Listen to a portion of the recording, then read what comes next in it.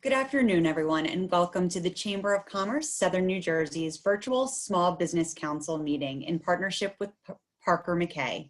For those of you who don't know me, my name is Christina Renna, and I am President and CEO of the Chamber. Thank you to the more than 100 participants who have joined us online today to hear from top attorneys from Parker McKay that will be providing guidance for small businesses as they continue to navigate New Jersey's phase 2 of reopening, as well as strategies for applying for the PPP loan forgiveness. Before we begin, I would like to thank the CCSNJ Business Council Series sponsor, Witham, for the firm's support for all of the Chamber's Business Council programming. And of course, I would like to give special thanks to our friends from Parker McKay, including Mariel Galetto, Esquire, shareholder and chair of the firm's corporate law practice, and Susan Hodges, Esquire, counsel and chair of the firm's employment and labor law practice. Thank you both for taking time out of your busy schedules to join us online today and provide our small business members with practical advice as they plan the coming weeks and months. Before I introduce our speakers, allow me to cover a few housekeeping items. At the bottom of your screen, you'll see the chat feature that is open now and will remain open throughout the entire course of today's hour-long presentation. As Mariel and Susan go through their presentation, if you have any questions at all, go ahead and enter them in the chat function. I'll be collecting them through the presentation, and then once we get to the Q&A, we'll get to as many as possible at that time. If for some reason we run out of time, we don't have a chance to get to all of the questions, don't worry.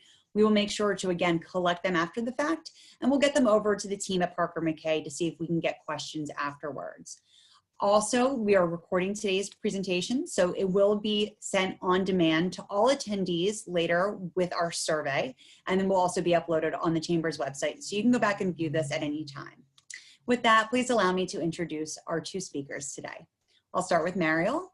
As chair of Parker McKay's corporate department, Mariel Galetto understands the practical realities and industry pressures facing her business clients.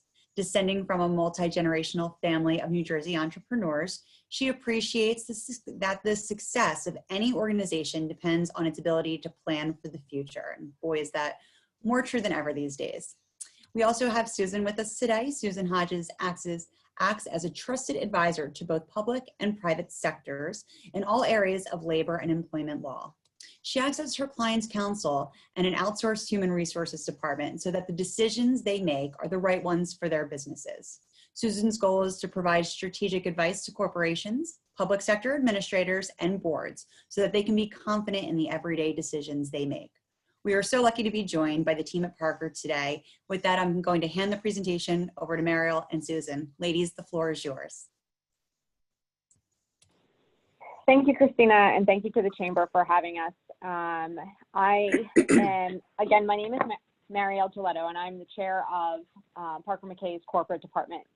So first, before I get into my slides, what I wanted to say was that when the pandemic first hit, I think there was a scramble among everyone to get themselves situated and safe, right? And there seemed to be an end date to all of this, right?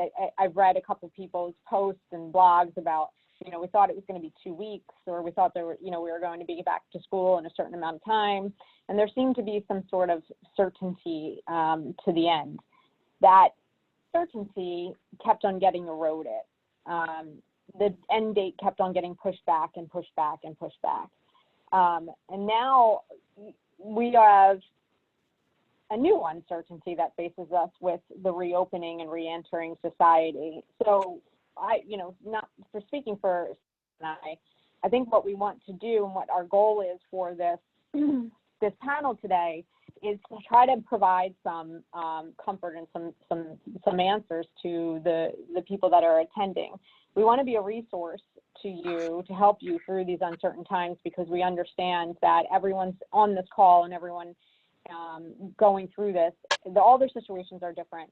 So while I can help to provide on this webinar, an overview of PPP and reopening, I know that everyone has unique situations. So to the extent that you guys have any other questions following this, as Christina had said, please don't hesitate to reach out to us, because Susan and I have been a resource for many small businesses throughout this entire pandemic. And we want to be able to help, because we know how hard it is and how much anxiety it brings to everyone to live in these uncertain times.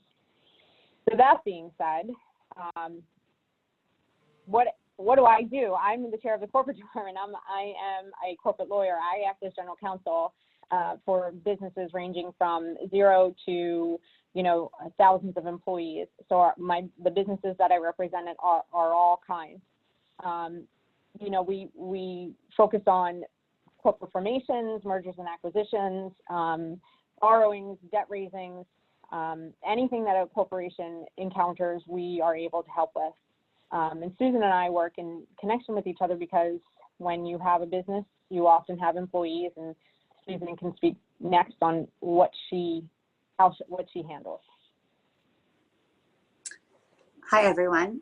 So we really do work together, Marielle and I, and I guess my initial comment about, the pandemic and what we've been seeing is we thought, perhaps that we would be a little bit slow with all the concerns and people, kind of scrambling to try to keep their businesses going. But it's really been the opposite for me, because there are so many questions, initially about how to handle employee issues and then going forward about how we're going to handle the return to work issues. So we're going to try to focus on that today, so that hopefully as the information keeps being released, we can, assist anyone with their return to work and how they can handle any employee issues that may come up, including questions that you may get from your employees. So Marielle, I can turn it back to you. All right, perfect. Can we go to the next slide? So everyone may have heard that on June 5th, the president enacted the Flexibility Act. I don't know if you guys are familiar with the name of the act, but actually, give me 1 second. I need to try to get this out of the middle of my screen. Sorry, I'm better now. So the Flexibility Act is infamous because of certain changes that the Flexibility Act enacted in the Paycheck Protection Program. First and foremost, we were all aware that in order to seek forgiveness of amounts that you received under the Paycheck Protection Program, you were supposed to spend 75% of those funds on payroll costs and 25% on non-payroll costs. On June 5th, that changed to 60% on payroll costs and 40% on non-payroll costs. An example that the SBA issued in its recent interim rules, it was, take for instance that you borrowed $100,000 and you only used $54,000 on payroll. Because you used less than 60% on payroll costs, that forgiveness amount is now adjusted so that the forgivable amount is 60% payroll and 40% non-payroll. So the forgivable amount now becomes $90,000 versus $100,000, with 60% being $54,000 on payroll and 40% being $36,000 for non-payroll costs. The other thing that this act did was it extended the maturity date of the loans. Previously, if your loans were not being forgiven, you had 2 years to repay the loans. Now that was extended to 5 years. If you received a loan before June 2nd, you actually are supposed to pay within 2 years, but you may talk to your bank, and the bank and you may, or your lender, if it's not a bank, may mutually agree to extend that repayment period to 5 years. December 31st, why is that date important? Well, there's a term called the covered period. The covered period initially was the 8 weeks after disbursement that you were supposed to use to spend the funds that you had received. That covered period has been extended to 24 weeks, ending on the sooner of the loan forgiveness application date or December 31st, 2020. If you received a loan on June 5th or before June 5th, you can choose the 8-week period from disbursement or the 24 weeks. Yesterday, we also received a new application, and I think this should make everyone so much happier. It's the Loan Forgiveness Easy application. That was it is a 3-page document. It is so much less confusing than the original loan forgiveness application. There are some caveats about that. The easy application is only for borrowers who are self-employed or have no employees, that did not reduce their salaries or their employees or wages of their employees by more than 25% and did not reduce the number of or hours of their employees. Or if you experience reduction in the business activity as a result of health directives related to COVID and did not reduce your salary or wages by more than 25%. Now, this is important because it provides a new safe harbor, right?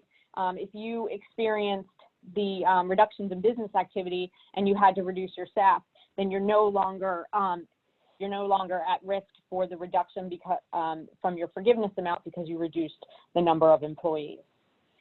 The other interesting change that was made was the issue related to felony convictions. Previously, if a business had an owner with a 20% or greater interest that was convicted of a felony within 5 years, they couldn't apply. But now they've changed the rule, and the persons that are unable to apply are persons that are 20% or greater owners if they're currently incarcerated, on probation, on parole, or subject to felony charges, or you've been convicted of of fraud, bribery, embezzlement, or a false statement in the last 5 years. So they've loosened the restrictions on the persons that are permitted and the entities that are permitted to apply. As of June 12th, this is a little outdated because we're a week into that, the SBA had $129 billion left in funding. And the reason I say that, and I want people to be aware of that, is because now that the covered period has been extended, and now that we also, we see some upticks in cases in other states, there's an opportunity for those who have not taken advantage of the PPP to maybe go and apply for a PPP. And I also would say that you have a better understanding of what the program looks like. So if you didn't receive the funds before, maybe it's time to revisit that situation. The average size of those loans also was $112,000. So these are relatively small loan amounts, but they're numerous in volume. Can we go to the next slide? So you received your PPP, and now you want to submit the application for forgiveness, right? So what you're supposed to do is submit the application to the lender. The SBA can review that application and the loan at any time. You are under the obligation to submit to the SBA and to your lender that you actually met the borrower eligibility requirements, right? That you had 500 or less employees and you met other applicable side standards, right? So right off the bat, when you submit for forgiveness, we have to go back to the eligibility and again prove that you were eligible to receive the loan. Note that the SBA is not going to review whether the current economic situation made the loan necessary for you if your loan is under the $2 million mark. Next, the loan application is going to go through the process of, did you calculate the loan amount correctly? And did you use those proceeds correctly? Now we're in an interesting situation because when persons that already had borrowed originally were using the funds, they were using the funds under a 75-25 allocation instead of the 60-40. I've had some situations where clients have come to me and said, well, now that we know that it's 60-40, I'm actually going to start using the funds. Others have said, well, I already spent the funds. The SBA said previously that you are going to be held to the standard that was in place at the time that you received the funds. So again, each situation is different, and if there are specific questions about how you use the funds and when, those questions will have to be reviewed on a case-by-case basis. Next, they're going to review the loan forgiveness amount. Are you entitled to loan forgiveness in the amount you claimed on your application? So let's go into the next slide to talk about loan amounts and use of proceeds. So eligible payroll costs, what are those? What should I use 60% of the funds for? They're payroll costs incurred or paid during the covered period. Some people had employees that were not performing work, but they were still on payroll. Those costs are incurred based on the on a schedule established by the borrower. What would you have typically paid your employee? Payroll costs are considered pay on the day that the paychecks are distributed, or that you originate the ACH credit transaction.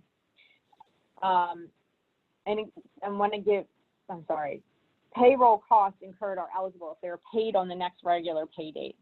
Those payroll costs include salary and wages and tips and commissions paid to employees and furloughed employees, so long as they don't exceed the $100,000 a year annual salary. So originally, if you were on an 8-week covered period, that amount was $15,385. But for the 24-week period, that has been increased to $46,154. If you're self-employed, though, and you're operating on a 24-week period, that cost is capped at $20,833. So remember, though, that you're only eligible to receive 2.5 times your average payroll cost, right? So that $46,000 per individual, that is greater than the 2.5 times the average monthly payment.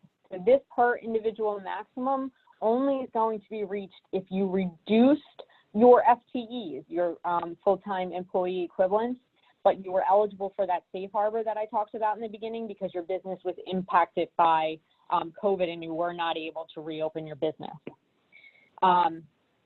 If you took out an EIDL, an emergency income disaster loan, roll with your EIDL, you're going to be required to use that PPP to refinance your EIDL. And proceeds from any advance up to $10,000 will be deducted from that loan forgiveness amount. So again, the covered period is 24-week period ending on the earlier of the forgiveness application date or December 31st, or for loans that were made after June 5th, you can choose the consecutive 8-week period or the 24-week period. Note that they also have included this alternative covered period, right? So oftentimes borrowers are not on the same schedule, payroll schedule as the date that they received the loan. So you can start your alternative covered period to coincide with your biweekly payroll schedule. So let me take an example. You borrower have a biweekly payroll schedule, and that 8-week period started on June 1st, right? That's when you receive the money. That would end on July 26th. So the first day of your payroll cycle begins on June 7th, which is 6 days after you receive the money. So you can elect that alternative covered period, which starts on June 7th, the day of your payroll cycle, and ends 55 days later on August 1st, which would be a total of 56 days, the 8-week period. So let's talk about average full-time employee equivalent. The SBA has said that the number of hours paid per week for each employee divided by 40 is your FTE, and that max is capped as 1, right? So the SBA said most people work 40 hours a week, so that's the amount of hours that we're going to say is a full-time employee equivalent. You can choose 0.5 for employees who work fewer than that, or you can divide the number, 30 divided by 40 to get your FTE percentage. There are some exceptions to the FTE reduction, because if you do reduce the number of full-time equivalent employees that you had before you received the loan, you are going to receive a decrease in the amount of your forgiveness. But some exceptions to that are that you made a good faith written offer to rehire that employee at the same salary and wages and the same number of hours during your covered period or your alternative covered period. That employee rejected that offer. And any employee who during the covered period, the alternative covered period, were fired for cause, voluntarily resigned, or voluntarily requested and received a reduction of the hours. The borrower also has to inform the state unemployment insurance department of the rejected offer within 30 days of rejection. Now, you have to keep records of all of this, right? So a lot of people say, well, I text my employees, or, we just had a conversation. But because your loan application and the forgiveness for the loan, your loan forgiveness application are, it's your responsibility to prove that you're eligible for forgiveness, you need to keep records of all of that. So whether or not that's a screenshot of your text messages, or you're asking them to put that in writing or send a letter or through an email, you need to make sure that the offer to come back and the rejection is in writing. So you're exempt from that reduction in the loan forgiveness amount if both of these requirements are met, that you reduced your FTE levels in the beginning of February 15th, 2020, and that time period ending on April 26th, 2020, and then you restored those FTE levels not later than December 31st or the date of the application, whichever was earlier. And also the other exception to that reduction is what we talked about, that your business was affected by COVID and you weren't able to reopen. Again, if your salary levels were reduced by more than 25% during the covered period or the alternative covered period, then the forgiveness amount is going to be reduced. But let me use an example of that, because the SBA published an example, and I think it's very important that you guys understand what that 25% reduction actually looks like. So say that you had an employee that had a full-time employee that was paid $1,000 per week during their covered period, and you reduced that $1,000 to $700. They continued $700 per week, and they continued to work full-time. So the first $250 of that reduction, because you reduced it by $300, is subject to exemption. So when you fill out your loan forgiveness application, you would list $400 as that salary or wage reduction, which is equal to $50 a week, that 300 minus the 200, and 250 times 8 weeks for the $400. Now, again, that example is going to look different if you choose the 24-week covered period. So that example is only for that 8-week period, but this is an example of just how things will look differently for different borrowers based on their certain circumstances. So let's talk about eligible non-payroll costs, which you have to spend at least 40% of your loan amount on. Those things include mortgage interest payments. It does not include principal, and it does not include prepaid costs, because these costs have to be paid or incurred during that time period. Covered rent obligations, that's leases for real and personal property that were in force before February 15th. Utility payments, electricity, gas, water, transportation, telephone, or internet. There's still no clear guidance on what transportation costs mean, but what we believe it is supposed to mean is fuel for business vehicles.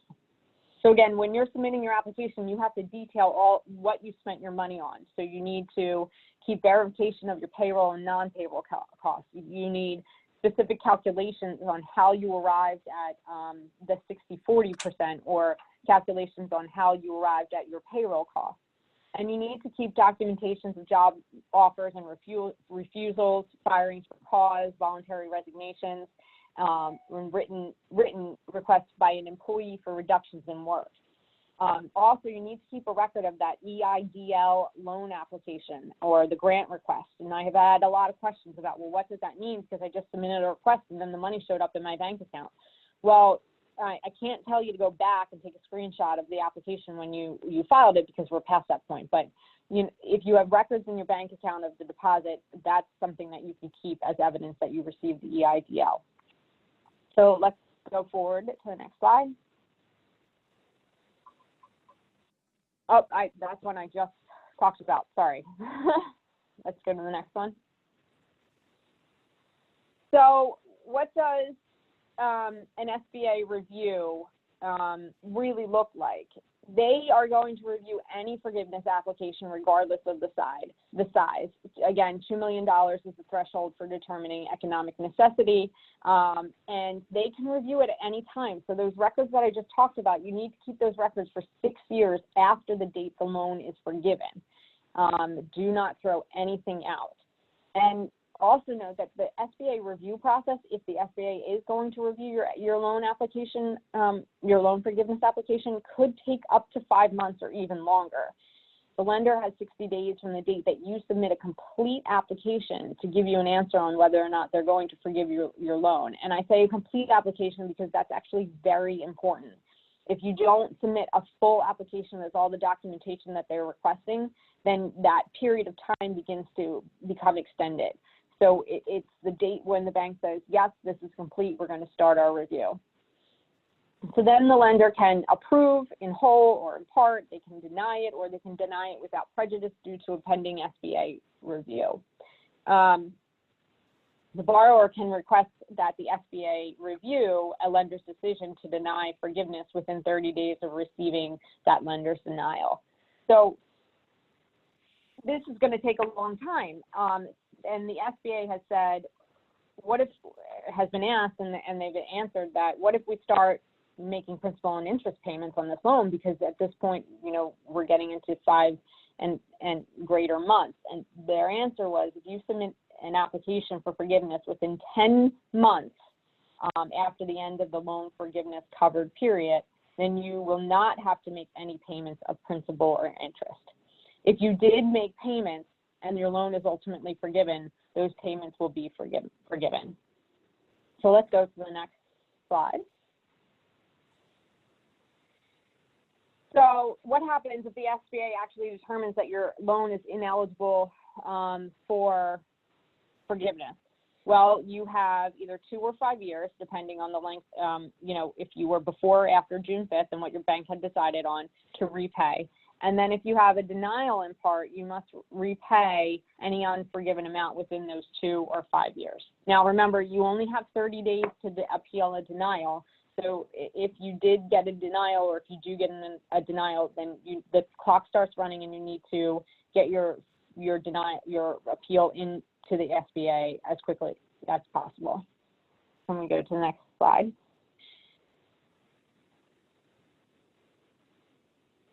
That is where I leave with Susan. Okay. So I wanted to provide everyone, well, first of all, that was so confusing to me, and you've explained it to me so many times, Marielle, that, you know, this is one of the reasons why I guess we always joke that we have jobs, because when they pass these laws, they make them as confusing as possible so that, you know, people need their lawyers. And you know, I always say it's a good thing when people don't have to talk to me, because usually if they're talking to me, it's because they've been sued. But in Marielle's case, it's usually for something better than that, which is, you know, what can I, how can I apply for this? How can I do this? And one of the things that's been hard even for us is that they've been passing laws, and with regard to the employment issues, they've been passing the laws and then revising how they're interpreting them. So I wanted to provide you what you'll see in slides, basically 9 through 21. We're not going to go over that today, but that has to do with the Families First Coronavirus Response Act and what employees are entitled to, as well as the Emergency Family Leave Act portion of that. So it's the paid sick leave and the emergency family leave.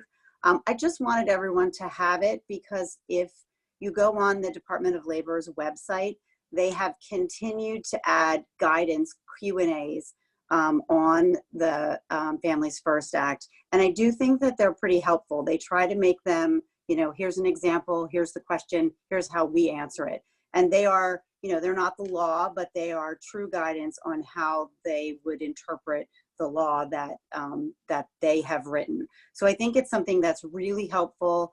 And I would recommend everybody go there to take a look at those question and answers. They're up to about 90. So there's a lot of information there that's really, really helpful. Obviously, when you get to you can go all the way to slide 19. New Jersey also added some information and changed the laws for earned sick leave and New Jersey family leave. So these are important for you to know, because when you talk about reopening your business, one of the things that you have to consider, so if you can go to slide 21, one of the things that you have to consider when you're reopening your business is what do I need to do before everyone is back? So one of the things that you need to consider is updating your handbooks and your policies. And this is, one of the considerations is you already have a handbook. I would say that I hope that you do, because we obviously recommend that you have a handbook and that you have, clearly written policies so that your employees know what to expect from you as the employer. But when we talk about reopening, obviously you have an obligation to keep, take specific measures that will keep your employees safe. And you also may have to do some training for your employees to let them know what their new policies are and what you're requiring as far as keeping your employees safe. So if you can go to slide 22. So one of the things that when we talk about updating your handbooks and your policies is what types of policies should you be considering looking at, or maybe even adding, because some of these will probably be new policies.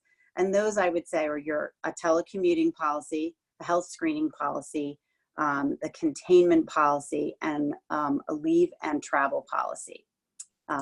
Next slide. So with the telecommuting policy, this is obviously, is really, I think, going to be challenging in a way, because if you have already permitted employees to work remotely, which you were required to do under the governor's executive order, one of the things that the governor has not changed is that he still wants people to be working remotely. So it's a little bit of a catch-22 for employers who are trying to reopen, because the governor basically still says you should be allowing everyone to work from home, but in some cases that's not really the best thing for you as an employer. So what do you have to look at?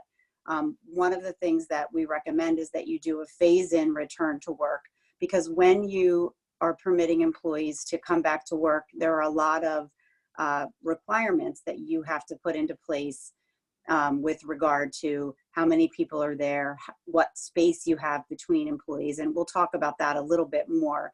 But again, there's so many things that will come up when we talk about people returning to work. One of those is ADA accommodations. Are they entitled to certain accommodations because of their own personal health situations? And they very well may be. I think it's pretty clear that COVID type questions will be covered by the ADA. So if you have a serious health condition that would make you at risk for returning to work, that's something that you as the employer will have to consider when requiring employees to come back to work. And having someone continue to telecommute could be an accommodation under the ADA and the New Jersey law against discrimination. So another thing in your policy is what hours are you going to require that your employees be available? That you've hopefully been in communication with your employees while they are telecommuting already. And then if you're going to change that, that's something that you have to make sure they understand, that they are going to be required to be responsive to you as the employer during certain hours of the day. Another thing that has been, I would say we probably get here at Parker McKay at least 3 emails a week about up-to-date virus software and how to protect, the company from, viruses, because unfortunately, one of the things that this has led to is a huge increase in scams, and it's really caused a lot of companies to reevaluate their policies and what software they are using. And obviously, when you have people that are working from home, you have to make sure that what they're using at home and how they're logging in is something that keeps your company's information safe. So that is definitely something that you need to consider when you're looking at a telecommuting policy. And obviously, one of the very interesting things, I mean, from a lawyer's perspective, is what is a safe off-site work environment? You know, we think about this and we say, well, we're just allowing people to work from home. And that would seem to be, that's their own responsibility to make it safe. But there have been a few lawsuits already from people who, you know, may be injured when they are working from home. And there are questions about whether or not the employer will be responsible for example, workers' compensation. I think that it is likely that an employer will still be responsible if the employee was actually working when they were injured. So to the extent you can encourage your employees to, you know, have a safe space to work when they are home, that is also important. Next slide. So a health screening policy is likely going to be new. And basically the EEOC has said that if something is a direct threat to the health of others, that is something you could consider preventing people from returning to work. So obviously COVID-19 would qualify under all of the EEOC guidelines. But what the issues are is that it has to be implemented in a non-discriminatory manner, and you have to maintain employee confidentiality. So the next slide. So what could that look like? You could require temperature checks. You could require, you know, a visual inspection of employees. You could actually have specific questions that you're going to ask, and you could even require employees to be tested. That, you know, these things, unfortunately, are really changing a lot of what kind of how we understood what an employer could do with regard to employees, you know, health issues. There's always been a question about if someone is sick, can you send them home? I mean, frankly, I know a lot of people, they just go to work because they don't want to, people don't want to not get paid. So if they don't have available time off, they come to work whether they're sick or not. And the same obviously was true with COVID-19, but people didn't understand in the beginning the seriousness of that. So this is something that, you know, you're going to have to consider. I know that there's a lot of new apps out there that you can require employees to check in every day and answer certain questions before they are even allowed to come to the office. And many of those would include a temperature, and then they have to answer specific questions. For example, did you take Advil or Tylenol to reduce a fever? What other things have, you know, do you have allergies? Do you have any other symptoms? And you could actually prevent an employee from returning to work, depending on how they answer those questions. But what is very important is maintaining the employee's confidentiality when it comes to that. Next slide, please. So another thing to consider is what I would call, you know, a containment policy. So how are we going to stop, you know, the spread when we have people returning to work? And what you should look at is obviously consider requiring hand washing, cleaning and disinfecting of the workplace, that individuals wear masks, that they continue to socially distance, you limit visitors to your workplace, and some self-monitoring. And that's kind of what we talked about before with the health screening policy. But what I think is, you know, the questions that I'm seeing already regarding some of the businesses that have started to open up is well, what happens when my employee, you know, refuses to do this, refuses to wear a mask? And we'll talk about that a little bit later. If you go to the next slide. So one of the things that you will have to consider is your leave policies. Now, the Families First Act, it ends in 2020. So some employers are deciding that they're going to incorporate it into their handbook and make clear that it ends at the end of 2020.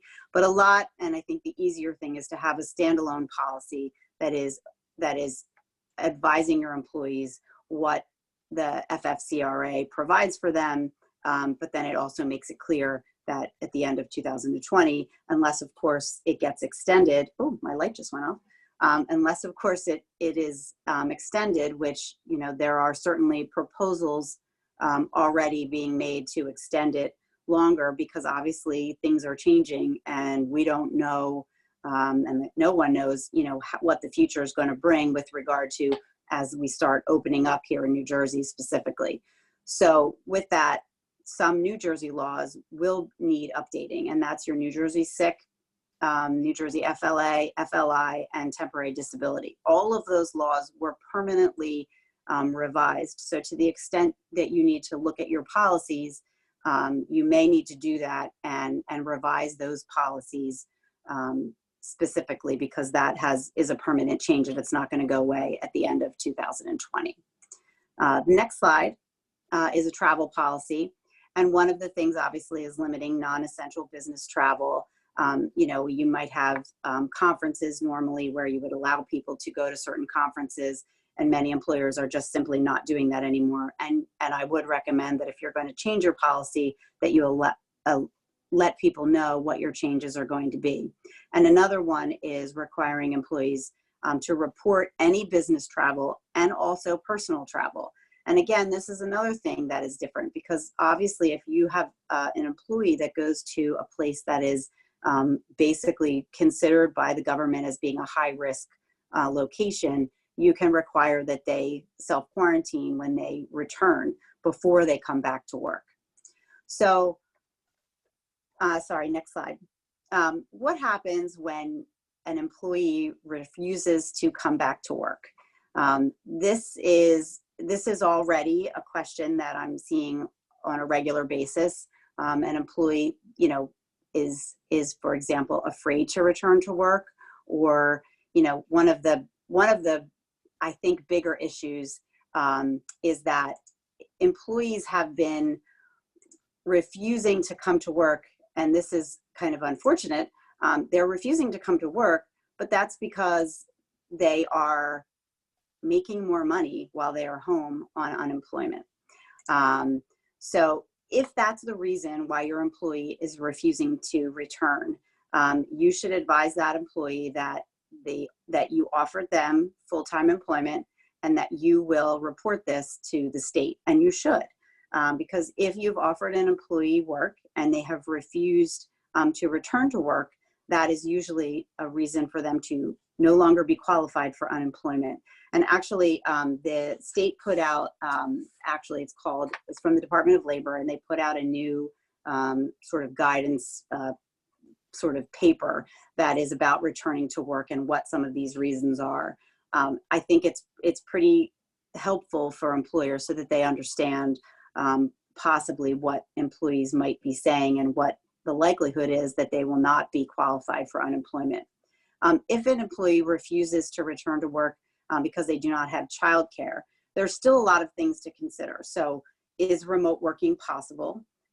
Consider if they are eligible for any leave, because remember that if they have not taken leave, so under Families First, they may still be eligible for 12 weeks of the leave under that, because they have no childcare.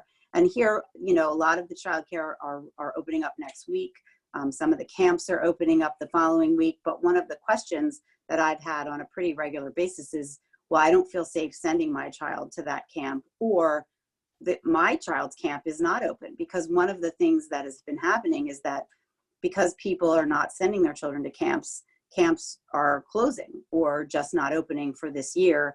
And obviously, people are trying to scramble. There's certainly, I don't think, going to be enough places to send all of the children that might need to go or normally would go to summer camp. So that's something that you need to consider as the employer about whether or not you want, you're going to make an accommodation for an employee. And again, consistency is always important when we're talking about these circumstances. One of the reasons that you can expect a lawsuit if you're treating one employee differently than you would treat another employee if they ask for leave for the same reason. So you want to make sure that you are consistent. If the employees, though, say to you, I'm afraid to return simply because of COVID, again, what's the reason that they are afraid to return? Are they afraid to return because you haven't done something that they've requested to make the workplace safe? For example, I had someone who called this week and they had received a request. They were a business that's already been permitted to be reopened, and at fully, they did not want to put a plexiglass divider up by the front door where this individual would be the receptionist who was sitting there to take payments, get the assignments from whatever the person came in to have work done. And the employer did not want to provide the plexiglass dividers.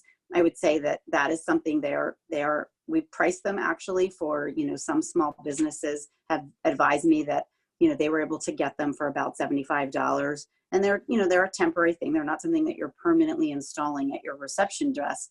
But, I don't think it would be good for an employer to say, I am not going to provide a plexiglass divider, but you have to come back to work. If that person is sort of the face of the employee who has regular contact with customers, that would be something that you should implement, because I think it is a reasonable request from an employee. And I think that the government would think that that's a reasonable request based on all of the guidance that we've received. So another possibility is, are they a high-risk individual? Do they need an accommodation? And you want to make sure that you've really considered all of the requests that they have. And really, I've gotten sample letters from some of our clients who've gotten a letter from an employee that says, I would like to know, what you are doing to make the workplace safe. And they have requested, specific numbers of cleanings, masks, masks of all employees, not just masks for themselves. And I would recommend that you, as the employer, you have to consider these things and look at your workplace and see how you can implement them. And I think one of the things to consider is that it's to your benefit to make your workplace as safe as possible, because that's the last thing you want, is for, frankly, there to be any sort of kind of contamination at your work site, because that would obviously basically shut down a business. Now, one of the things is, what if you have, next slide, please. What if you have an employee who comes to work and basically tells you that they believe they're experiencing symptoms of COVID? Or what if the employee doesn't report those symptoms to you, but you observe them? I think in both of those circumstances, you have the right to send the employee home, and that you shouldn't allow the employee to return to work unless they receive a negative COVID test or they self-quarantine for a certain period of time. Now, obviously, the issues that they're going to come up here is, what if the employee does not have appropriate or enough sick time remaining? I think that allowing employees to be home, perhaps without pay, you're not required to pay them if they've used all of their sick time, but allowing them to use other time might be an appropriate consideration. It's obviously going to be very, very dependent. Each business is going to have to look at this on their own and see, how long can I allow someone to remain at home and not be paid? But I would say that giving someone 2 weeks to self-quarantine if they, had symptoms and were not fever-free would make sense, because you, as the employer, don't want to be sued for, not accommodating an employee just because you actually sent them home because you believe that they might be showing symptoms. And, it's interesting because,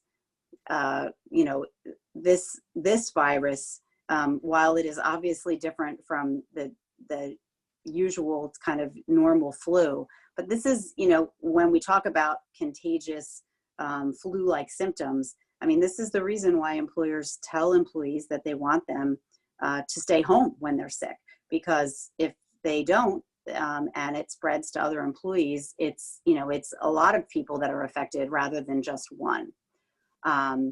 So I think that's going to be a tough one, and I think it's going to depend on kind of each situation. You're going to have to look at it, but I think right now, there's going to be a possible You know, you're not going to just get the complaint or the concern raised from the employee who might believe that they're sick, but other employees. I mean, I know that we kind of have been joking a little bit, but when you go somewhere and someone sneezes, everyone sort of looks at them like, oh my gosh, you know, the immediate kind of gut reaction is, wow, do they have COVID? And people, I mean, I've actually seen that happen where people sort of walk away because they don't know. So that's going to be something that, you know, you're going to have to face basically on a daily basis. And I think that's why the health screening is really important. If you could go to the next slide. Another issue that I've already had calls about is what happens if an employee refuses to wear a mask at work and you are requiring employees to wear masks. Well, there are some things that you need to consider that aren't just, this is my policy and I'm requiring it, so, you know, I'm either going to send you home or discipline you. There could be instances where an employee is not able to wear a mask because of health issues of their own. The masks, obviously, we've all been wearing them. You know, they may make some people have issues breathing, and that absent a need for some sort of accommodation because of an employee's health issue, you can require employees to wear masks. You might have a policy that you're not requiring employees to wear masks, but the employee wants to wear masks. And I've had employers say to me, well, I just don't like that. I don't like, you know, people walking around in masks. It just doesn't seem like the kind of workplace I want. But I would say to you that if an employee is just asking you to wear a mask for their own protection, that you should allow them to do so. I just don't think there's at this point, a good reason to say you can't wear a mask. If the employee wants it and you don't have that as your own policy, my recommendation is that you allow them to wear the mask. Next slide. So what if an employee comes to work but refuses to get a temperature check? So I think there's a few things to think about here. You should be notifying your employees ahead of time, you know, through your policy if you are going to be requiring temperature checks. And that policy should explain what the process is and what the consequences are if employees refuse a temperature check. If they refuse a temperature check, I think that at this point, the recommendation is that the employee should be sent home, and that disciplinary action may be appropriate, but obviously it's going to be a case-by-case basis. And again, discipline under these types of circumstances should be administered consistently so that you are treating all of your employees the same. I certainly don't want you to have one employee come in, refuse to get their temperature taken, and you just permit them to go to work. When the next person that comes in, you say, sorry, you don't do that. You have to go home and you're not going to be paid. Obviously, that looks like you're treating someone different for what is the reason. And that's when employees come up with, well, the reason is because they're discriminating against me based on X, Y, or Z. So I do think that that's important. And then what if you require an employee to actually get tested for COVID-19 and they refuse that test? Again, you should be notifying your employees ahead of time what your policy is and what the consequences would be for not complying. Again, I think the employee should be sent home. If they refuse the test, you have to have a good reason for doing the test. I don't think employers are just going to be randomly sending employees out all of the time for COVID-19 testing, although it is obviously getting easier and easier to get the tests, but that you still can discipline an employee depending on the reason for the refusal. There can be religious reasons for refusing the test, and you cannot discipline someone for a legitimate religious reason. And again, consistent discipline is critical. This, to me, I kind of wake up every day and I log on the Department of Labor's website. I see if there's something new, and I do feel like every day there's something new that has been passed or something that has been added about hopefully an explanation on some of the guidance and the regulations. But I know that they're coming out sort of fast and furious, and that I think they're going to continue to do so while we start reopening the country, and I think, unfortunately, nobody knows what that's going to look like. We are we're doing really well here in New Jersey. We seem to be, I think for the most part, even with the restaurants opening for outdoor dining, for stores being open, at limited capacity. I do think for the most part that from what I've seen and what I've heard, everyone is trying their best to comply, because it's obviously in everyone's best interest to comply so that we can get to whatever this new normal is going to look like.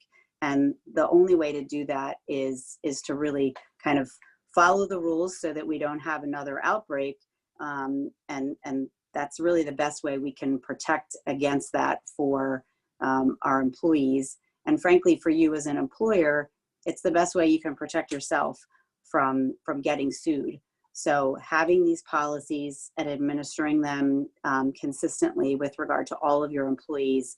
And really a lot of times employees just want to know. They want to know ahead of time so that they're not surprised about things. And that's something that you can do, via email. If you're having employees work remotely, keep them updated so that they know what things are going to look like when they return to work, and answer their questions. I think we get a lot of, their concern about how to answer the questions, but it's best to get back to your employees so that they know you as the employer, you care about their safety and you care about the safety of your employees. And it really does go a long way for many employers to have that comfort level with their employees, because the employees realize that you're doing everything you can to create a safe workplace for your employees. And that is it.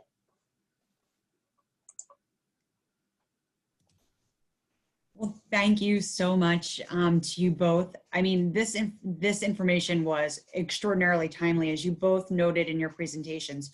So much of the information you shared are very much moving targets at this point. The forgiveness piece of the PPP is something that we get questions on all the time. And of course, I'm not a lawyer. So thank you, Marielle, because I from a lawyer. And similarly, we are constantly getting ambushed with labor and employment law issues. So Susan, thank you, because I'm also not a lawyer and you are. So I appreciate myself getting these updates as well. We had about 16 questions in the chat. Unfortunately, we are out of time. There was so much information presented that we are right at 2 o'clock now. So what I'm going to do is collect those and send them over if that's okay with everyone. And then I will get back to all of the folks that submitted questions after the fact personally with the answers. For those of you who asked, the presentation will be shared with the survey. So you will have all this information in front of you in black and white as well for you to continue to reference back to. I do apologize not having time for the Q&A, but the information is so valuable. I think it was most important that that is what you're going to take away with. So I want to thank you both for joining us. I really want to thank Parker McKay for sponsoring this series. And it's something that we're really trying to have a hyper focus on our small businesses here in the South Jersey region. And this series certainly gets straight to the heart of that. So thank you both for timely information. We appreciate it. For all of you who tuned in, we appreciate you being with us online. I look forward to seeing you online soon. Thank you again to Parker McKay, and everyone have a great rest of your day. Thank you. Thanks, everyone. Thank you very much.